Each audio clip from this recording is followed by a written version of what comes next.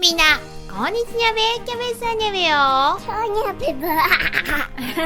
今日はにゃべなあれにゃべな、ランちゃんこれ買ったにゃべよね。目覚まし時計にゃべ目覚まし時計買ったにゃべね。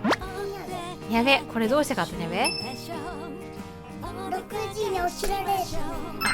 あ、素晴らしいにゃべ。そうにゃべね、朝6時に起きるためにかな。それにゃべ。でもじゃがいもじゃがいも、ベーコン、なんでベーコンだよ。ベーコンとじゃがいもをここに置いたんじゃにゃべ全然関係ないよ、時計にゃべよ。何もかすってないよ。いやいや、ランちゃんあれ時計読めるにゃべ。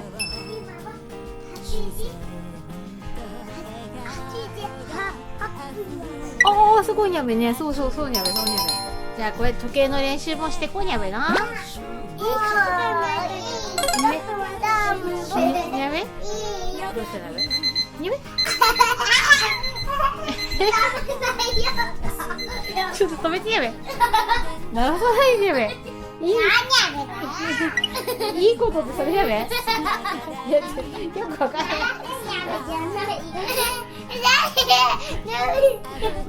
まあ楽しくていいにゃべだ。ということで今日も一日元気に過ごそうにゃべね。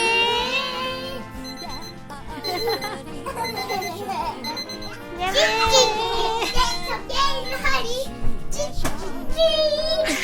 テンション高いとね。